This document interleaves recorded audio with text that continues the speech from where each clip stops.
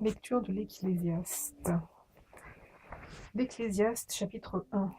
Parole de l'Ecclésiaste, fils de David, roi de Jérusalem. Vanité des vanités, dit l'Ecclésiaste, vanité des vanités, tout est vanité. Quel avantage revient-il à l'homme de toute la peine qu'il se donne sous le soleil? Une génération s'en va, une autre vient, et la terre subsiste toujours. Le soleil se lève, le soleil se couche, il soupire après le lieu d'où il se lève de nouveau. Le vent se dirige vers le midi, tourne vers le nord, puis il tourne encore et reprend les mêmes circuits. Tous les fleuves vont à la mer, et la mer n'est point remplie. Il continue à aller vers le lieu où il se dirige. Toutes choses sont en travail au-delà de ce qu'on peut dire. L'œil ne se rassasie pas de voir et l'oreille ne se lasse pas d'entendre. Ce qui a été, c'est ce qui sera, et ce qui s'est fait, c'est ce qui oh là là. Ce qui a été, c'est ce qui sera, et ce qui s'est fait, c'est ce qui se fera. Il n'y a rien de nouveau sous le soleil. S'il est une chose dont on dise « vois ceci, c'est nouveau », cette chose existait déjà dans les siècles qui nous ont précédés. On ne se souvient pas de ce qui est ancien, et ce qui arrivera dans la suite ne laissera pas de souvenir chez ceux qui vivront plus tard. Moi, l'Ecclésiaste, j'ai été roi d'Israël à Jérusalem. J'ai appliqué mon cœur à rechercher et à sonder par la sagesse tout ce qui se fait sous les cieux. C'est là une occupation pénible à laquelle Dieu soumet les fils de l'homme. J'ai vu tout ce qui se fait sous le soleil, et voici tout est vanité et poursuite de vent. Ce qui est courbé ne peut se redresser, et ce qui manque ne peut être compté. J'ai dit en mon cœur, voici, j'ai grandi et surpassé en sagesse tous ceux qui ont dominé avant moi sur Jérusalem, et mon cœur a vu beaucoup de sagesse et de science. J'ai appliqué mon cœur à connaître la sagesse et à connaître la sottise et la folie. J'ai compris que cela aussi, c'est la sagesse du vent. Non, j'ai compris que cela aussi, c'est la poursuite du vent. Car avec beaucoup de sagesse, on a beaucoup de chagrin, et celui qui augmente sa science augmente sa douleur. Chapitre 2. J'ai dit en mon cœur, allons, je t'éprouverai par la voix. Non, punaise. J'ai dit en mon cœur, allons, je t'éprouverai par la joie, et tu goûteras le bonheur. Et voici, c'est encore là une vanité. J'ai dit du rire insensé et de la joie, à quoi sert-elle? Je résolus en mon cœur de livrer ma chair au vin, tandis que mon cœur me conduirait avec sagesse, et de m'attacher à la folie, jusqu'à ce que je visse ce qu'il est bon pour les fils de l'homme de faire sous les cieux pendant le nombre des jours de leur vie. J'exécutai de grands ouvrages, je me bâtis des maisons, je me plantai des vignes, je me fis des jardins et des vergers, et j'y plantai des arbres à fruits de toute espèce. Je me créai des étangs pour arroser la forêt où croissaient les arbres. J'achetai des serviteurs et des servantes, et j'eus leurs enfants nés dans la maison. Je possédais des troupeaux de bœufs et de brebis, plus que tous ceux qui étaient avant moi dans Jérusalem.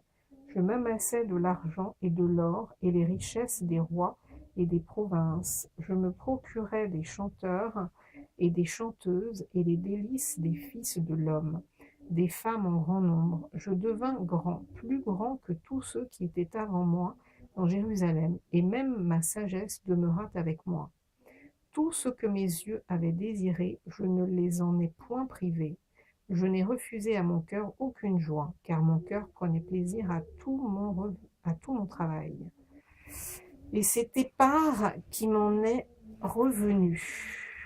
Non, je reprends la dernière phrase. Tout ce que mes yeux avaient désiré, je ne les en ai point privés. Je n'ai refusé à mon cœur aucune joie, car mon cœur prenait plaisir à tout mon travail, et c'est la part qui m'en est revenue. Puis j'ai considéré tous les ouvrages que mes mains avaient faits, et la peine que j'avais prise à les exécuter. Et voici, tout est vanité et poursuite du vent, et il n'y a aucun avantage à tirer de ce qu'on fait sous le soleil. Alors j'ai tourné mes regards vers la sagesse et vers la sottise et la folie. Car que fera l'homme qui succédera au roi? Ce qu'on a déjà fait. Et j'ai vu que la sagesse a de l'avantage sur la folie, comme la lumière a de l'avantage sur les ténèbres.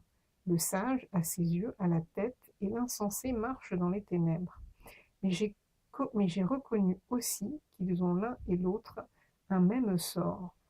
Et j'ai dit en mon cœur, j'aurai le même sort que l'insensé, pourquoi donc ai-je été plus sage? Et j'ai dit en mon cœur que c'est encore là une vanité, car la mémoire du sage n'est pas plus éternelle que celle de l'insensé, puisque déjà les jours qui suivent tout est oublié. Et quoi? Le sage meurt aussi bien que l'insensé, et j'ai haï la vie, car ce qui se fait sous le soleil m'a déplu, car tout est vanité et poursuite du vent. J'ai haï tout le travail que j'ai fait sous le soleil, et dont je dois laisser la jouissance à l'homme qui me succédera. Et qui sait s'il sera sage ou insensé? Cependant, il sera maître de mon... Non, cependant, il sera maître de tout mon travail, de tout le fruit de ma sagesse sous le soleil. C'est encore là une vanité. Et j'en suis venu à livrer mon cœur au désespoir à cause de tout le travail que j'ai fait sous le soleil. Car tel homme a travaillé avec sagesse et science et avec succès, et il laisse le produit de son travail à un homme qui ne s'en est point occupé. C'est encore là une vanité et un grand mal. Que revient-il en effet à l'homme de tout son travail et de la préoccupation de son cœur, objet de ses fatigues sous le soleil? Tous ses jours ne sont que douleur et son partage n'est que chagrin, même la nuit son cœur ne repose pas. C'est encore là une vanité. Il n'y a de bonheur pour l'homme qu'à manger et à boire et à faire jouir son âme du bien-être au milieu de son travail. Mais j'ai vu que cela aussi vient de la main de Dieu, qui en effet peut manger et jouir si ce n'est moi, car il donne à l'homme qui lui est agréable la sagesse, la science et la joie. Mais il donne aux pêcheurs le soin de recueillir et d'amasser afin de donner à celui qui est agréable à Dieu. C'est encore là une vanité et la poursuite du vent. Chapitre 3. Il y a un temps pour tout, un temps pour toute chose sous les cieux, un temps pour naître et un temps pour mourir, un temps pour planter et un temps pour arracher ce qui a été planté, un temps pour tuer et un temps pour guérir, un temps pour abattre et un temps pour bâtir, un temps pour pleurer et un temps pour rire, un temps pour se lamenter et un temps pour danser, un temps pour lancer des pierres et un temps pour ramasser des pierres, un temps pour embrasser et un temps pour s'éloigner des embrassements, un temps pour chercher et un temps pour perdre, un temps pour garder et un temps pour jeter, un temps pour déchirer et un temps pour coudre, un temps pour se taire et un temps pour parler, un temps pour aimer et un temps pour haïr, un temps pour la guerre et un temps pour la paix.